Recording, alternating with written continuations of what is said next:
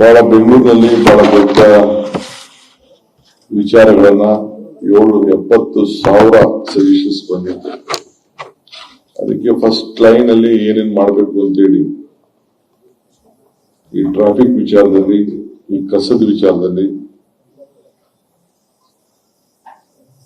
ಬೇರೆ ಕುಡಿಯೋ ನೀರಿನ ವಿಚಾರದಲ್ಲಿ, ಇಲ್ಲಿಗಲ್ ಕನ್ಸ್ಟ್ರಕ್ಷನ್, ರೆವಿನ್ಯೂ ಸೈಟ್ಸ್ ಯಾವ ರೀತಿ ಕನ್ಸ್ಟ್ರಕ್ಷನ್ ವಿಚಾರದಲ್ಲಿ, ಮತ್ತು ಮೆಟ್ರೋ, ಎಲಿವೇಟೆಡ್ ಕಾರಿಡಾರು, ಟನಲ್ಲು, ಎಲ್ಲ ವಿಚಾರದಲ್ಲೂ ಕೂಡ ದೊಡ್ಡ ದೊಡ್ಡ ಪ್ರಸ್ತಾವನೆಗಳು, ಸಲಹೆಗಳನ್ನ ಅವರ ಅಪಾರವಾದಂತಹ ಅನುಭವದಲ್ಲಿ ನಮ್ಮೆಲ್ಲ ಶಾಸಕರು ಕೂಡ ಒಂದು 4 ಗಂಟೆಗಳ ಕಾಲ ನಮ್ಮ ಹತ್ರ ಚರ್ಚೆ ಮಾಡಿದ್ದಾರೆ.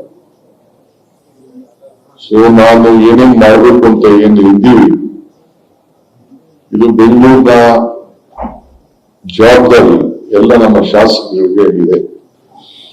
ಸರ್ಕಾರ ಏನೇ ತೀರ್ಮಾನ ಮಾಡೋಷ್ಟು ನಮ್ಗೆ ಹಕ್ಕಿದ್ರು ಕೂಡ ಎಲ್ಲ ಶಾಸಕರನ್ನ ಜೊತೆಲಿ ಚರ್ಚೆ ಮಾಡಬೇಕು ಅನ್ನೋ ದೃಷ್ಟಿಯಿಂದ ಈ ಒಂದು ಅಸೆಂಬ್ಲಿ ಕೂಡ ನಾನು ಮಾತು ಕೊಟ್ಟಿದ್ದೆ.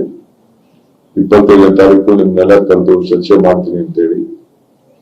ತಮ್ಗೆ ಗೊತ್ತಿದೆ, ಈಗಾಗಲೇ ಇರಿಗೇಷನ್ ಡಿಪಾರ್ಟ್ಮೆಂಟ್ ಸಂಬಂಧಪಟ್ಟಂತೆ ಈಗಾಗಲೇ 4 ಬೋರ್ಡ್ ಕೂಡ ಕರೆದು ಎಲ್ಲ ಮಾತಾಡಿದ್ದೀನಿ. ಇವತ್ತು ಬೆಂಗಳೂರು ನಗರಕ್ಕೆ ಸಂಬಂಧಪಟ್ಟಂತೆಲ್ಲ ಕೂಡ ನಾವೆಲ್ಲ ಚರ್ಚೆ ಮಾಡಿದ್ದೇವೆ. ಎಲ್ಲ ಶಾಸಕರು ಒಳ್ಳೆಯ ಸಲಹೆಯನ್ನ ಕೊಟ್ಟಿದ್ದಾರೆ. ಪಕ್ಷ ಭೇದವನ್ನು ಮರೆತು ಬೆಂಗಳೂರು ನಗರಕ್ಕೋಸ್ಕರ ಒಳ್ಳೆಯ ಸಲಹೆಗಳನ್ನ ಕೊಟ್ಟಿದ್ದಾರೆ.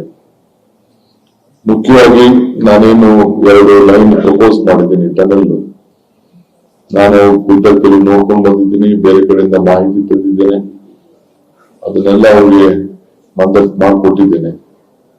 ಈ ಫಸ್ಟ್ ಲೈನ್ ಈಗ ತೆಗೆದುಕೊಂಡು ಒಂದು 12 ಕಿಲೋಮೀಟರ್, 18 ಕಿಲೋಮೀಟರ್